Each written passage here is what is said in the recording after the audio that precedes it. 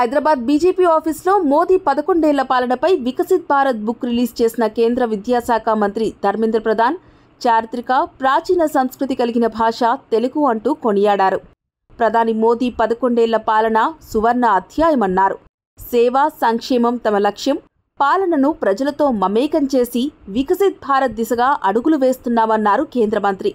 తాము చేపట్టిన పథకాలు, పనులతో భారత్ ప్రపంచంలో 4వ అతిపెద్ద ఆర్థిక వ్యవస్థగా ఎదిగిందన్నారు.